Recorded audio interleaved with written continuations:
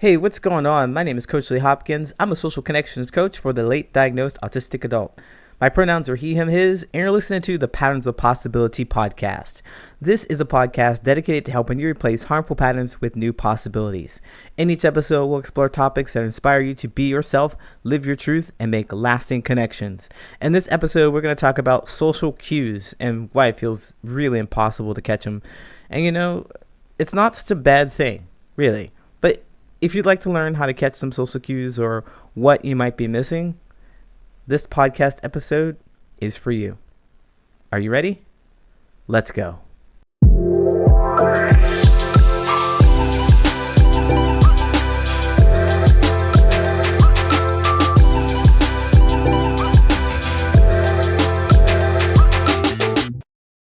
Read the room, right? Can you just read the room? Can you understand what everybody else is feeling and thinking? And can you pick up on cues? Because clearly whatever you said was not the right time to say it. It was inappropriate. The way you said it. Ugh, right? Have you ever had that happen to you? Have you heard that? Yeah, I get it. I've been hearing that many times. And because I've heard it so many times when I was a kid, I would just stop talking. Like, I didn't want to deal with people's unpleasant emotions. I didn't want to deal with the fact that I upset people. I didn't want to deal with being disliked. So I just stopped talking. But the thing is that I really wanted to understand what was going on. Like, what are these cues people are talking about? And I was so bold to ask, specifically on connecting with people, how to make friends. How do you make friends? How do you do that? And so many people didn't have an answer for me. In fact, that was the weirdest thing that I could ask, because you just do. Neurotypical people or people with great social skills, they just make friends. And for some reason, they lack the ability to explain what these cues are or how they exactly go about making friends. Because my mind says that there's a formula to do everything. There's a method in which we get a predictable result. It's repeatable. And look, you person who is making friends and had these great social skills, you were doing it. Explain it to me now. Explain it to me now. Tell me what you did. And nobody really could. The people that I've run into, they just couldn't explain. They didn't have the time or weren't interested. They lacked the ability to explain it in a manner in which I could understand. But they somehow knew that the cue was there. They somehow knew. Blew my mind. Blows my mind still. Blows my mind. What are you looking for? How do you know that you're supposed to respond in the way that you respond? And if you are wanting to connect and you're autistic and you're wanting to connect with people, you're going to be looking for those social cues that people have talked about, right? You're going to look for when to say what, how to say it. And you're going to be doing it all by yourself. And see, the thing about this is that it's so difficult to do because you don't even know what you're looking for. You're just kind of guessing. Like I did so much. I just guessed. But I found it was just easier to just be quiet and only speak when I'm spoken to, because then I knew that they were looking for some specific piece of information. And I'll tell you what, even when people ask me questions, I had to laugh at this because I got it wrong too. I gave them the specific answer to the question, why are you doing that? Because I'm looking for X, Y, Z. What they really were saying was something kind of shaming. Why don't you wear makeup? Or why don't you cut your hair? Or why are you wearing those kinds of clothing? Like, well, I'm wearing them because I like them. I'm not wearing makeup because I don't like it. Things like that. Just give them a straight out answer, and it's not what they were looking for. Wrong. So these social cues are so weird. They're so nuanced. They're nuanced, right? And if you want to connect with people, you want them to feel comfortable, right? That's what connection is. It's this demonstration that you understand how they feel about their experiences.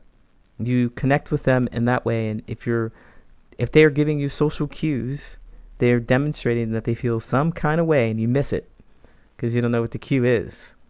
They don't say it directly like you might prefer, like I prefer, but they'll give you a cue. They'll frown. They'll raise their eyebrow.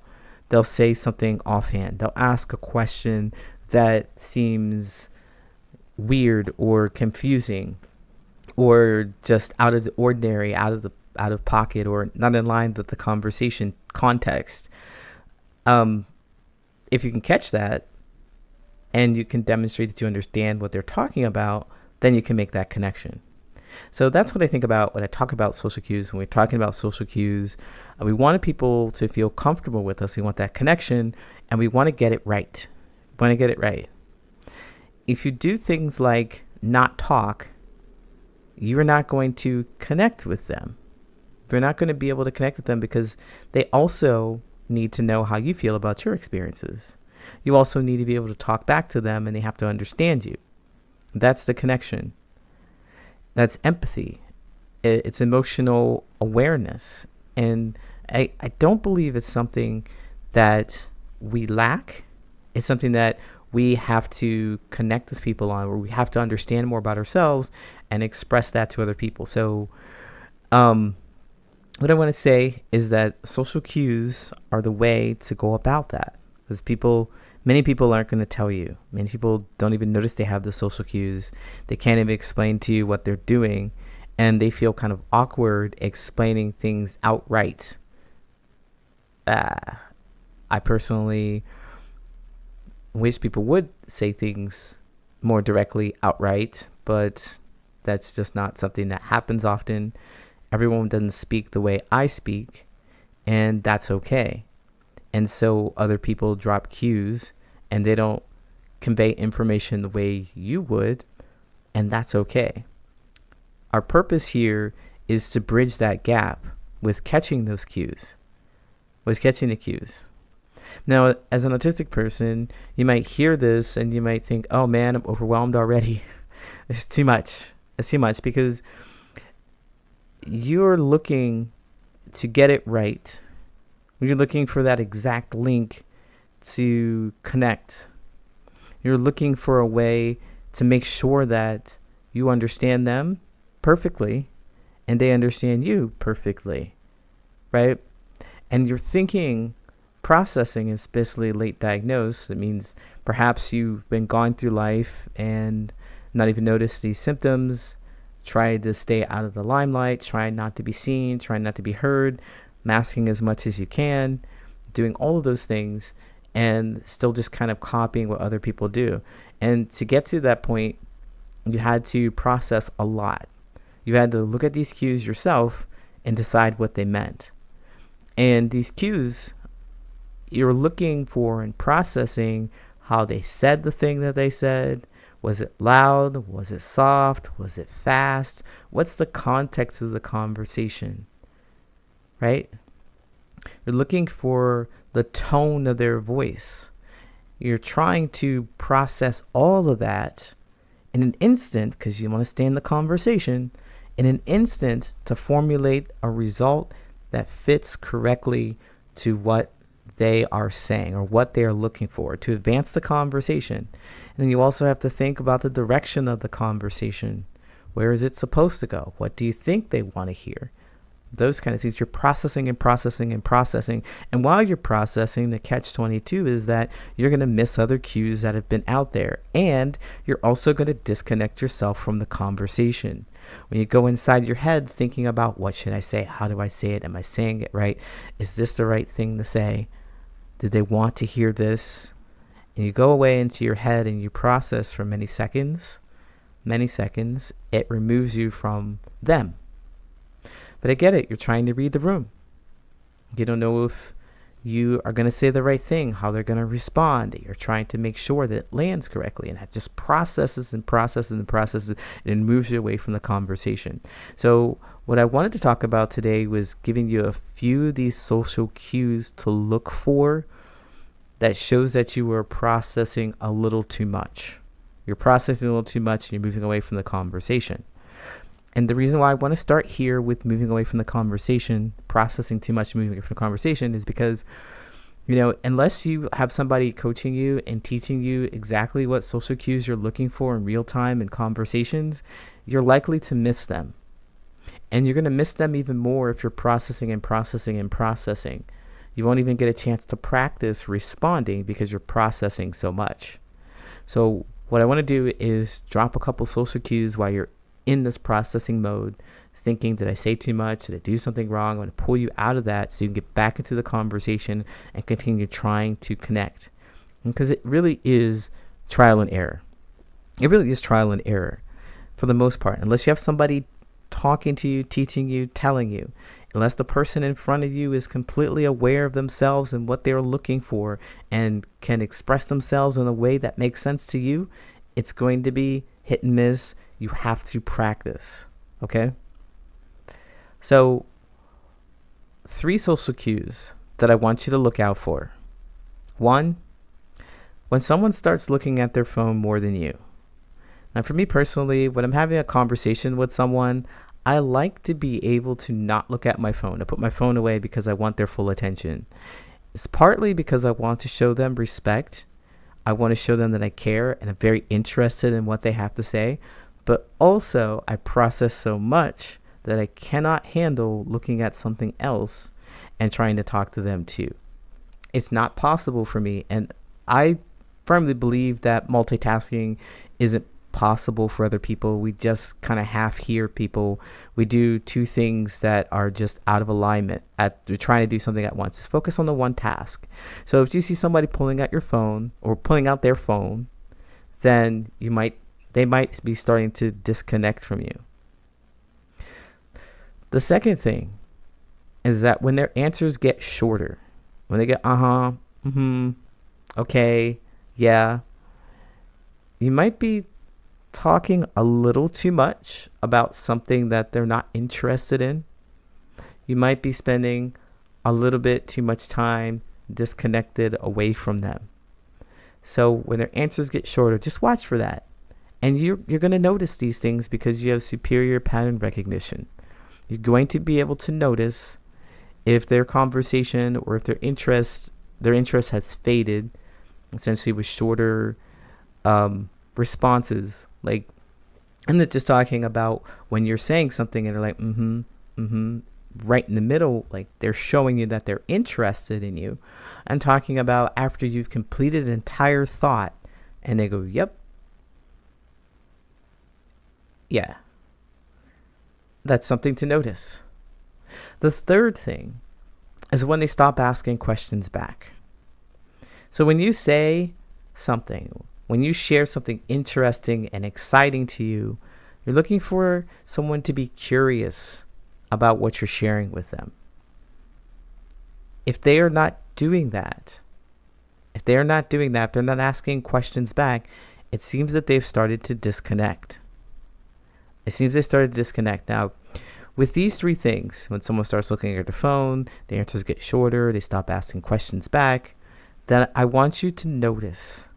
Just notice these things about the person that you're talking to. Notice. Doesn't necessarily mean that you're doing anything wrong or bad. It doesn't necessarily mean that you didn't get it right. There could be something going on with them, but it's a cue to slow down. It's a cue to check in. It's a cue to notice what's going on with them. So what I want to suggest that you do is check in with them. If you're thinking, did I do something wrong? Check in occasionally, okay? Not constantly. Am I talking too much? Like, you don't need to say that every few sentences in this conversation, because that's going to disconnect you as well. You're thinking about yourself and you're thinking about yourself being a burden. And eventually, by the 4th, 5th time you've asked them in your 2-minute conversation, they are going to feel like they are burdened because they're constantly having to reassure you. But only when you see those cues, you can check in. The second thing I want you to do is when you see these cues and you check in, believe them when they respond to you. Okay? Believe them the first time that they respond to you and they say, no, I'm really interested. and then you're watching for these cues. You're watching if they start looking at their phone. If you continue talking, they start looking at their phone. Their answers get shorter. Or if they stop asking questions back, that means they're engaged. They don't seem to be as interested. They're disengaged, rather. They don't seem to be as interested as they said they were. You can just check in again. Check in again. Are you sure? Okay. Right? Keep noticing. Keep learning. What I like to do is tell people, give them 3 times. 3 times, that's it. 3 times. All right, I checked in with you. First time you said you're very interested, although it seems like you're not as engaged in the conversation. All right, then I'll continue talking, or I'll ask you a question and I'll see if we can make the conversation a little more engaging. If you still show me that you're disengaging with me by looking at your phone, your answer is getting shorter, or you're not asking questions back, then I'm going to check in with you again. I'm going to check in with you again and see, maybe you want to change the topic. Maybe you want to change the topic or something. Maybe they want to change the topic, but I'm going to check in with them. I'm going to believe them. And then the 3rd time it happens, I'm going to believe myself in the pattern that I noticed. If they don't seem engaged, they don't seem interested, then I'm going to let that go. It's okay. It might be just them today.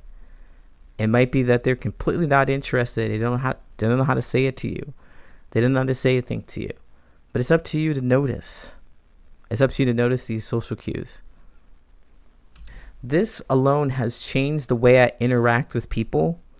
Because when I leave these kinds of conversations, when I've noticed that it's a pattern, and I've noticed I've checked in, I acknowledged my behavior, and I've checked in with them, and they said, no, it's not a big deal. I love what you're talking about, and such, and they go back into that pattern of being disconnected, then I'm not going to walk away feeling like there's something that I've done wrong, because I've noticed, and I've given them an opportunity to communicate with me clearly what their needs, wants, and desires are, and they're unable to, or they don't have a desire to, then I can let it go, because I gave them an opportunity. I didn't do anything wrong. I gave them plenty of time to open up, to speak, to tell me what their needs were as far as the conversation goes. And I don't leave feeling like I missed something, I did something wrong. I just leave thinking that I just wasn't the right person for them, or maybe they just don't know how to connect with me. It's not my fault. I've made an effort. So it has changed my life. So if you go out there and you try this, let me know how it works out for you. Watch out for these patterns, all right? You can do it. Hey, Patterns of Possibility fam. I want to thank you so much for all of your positive feedback for the Supportive Connections course. The outpouring is just ridiculous.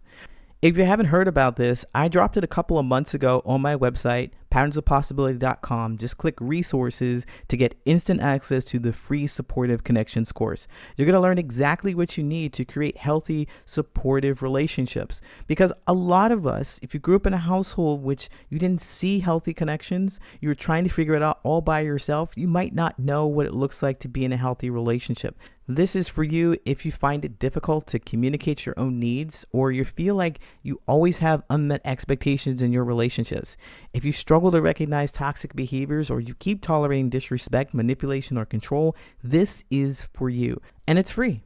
Go to patternsofpossibility.com, click on resources, and get instant access to this free Supportive Connections course today. Now let's do the listener letters. If you have a question about your family, friends, business, coworkers, anything that goes on with your relationships, you can write me at patternsofpossibility@gmail.com. This one says, why is it so hard to make friends? I struggle so much to connect with people, and I'm really scared I might never get to experience a real deep friendship. I keep worrying that it might just never happen for me. I've always found it hard to hold conversations and not to come across as weird, and I feel like masking plays a big part in that. It often feels like I'm not even trying, but deep down I know I'm doing my best. It's just really hard. Listen, I don't blame you. This whole podcast episode was about that. This whole podcast itself is about making friends, being autistic, making friends. This person is autistic with ADHD. So ADHD, that's a struggle in itself. That's a challenge in itself. A little bit about an ADHD. I also have it, and I realize that there is a conflict between wanting rigid rigid structure with autism, rigid structure, routine, and ADHD says, fuck all that. I want to do something that is spontaneous and outlandish, and it makes it hard to hold on to that routine that I crave and desire so much. So I understand. I get it.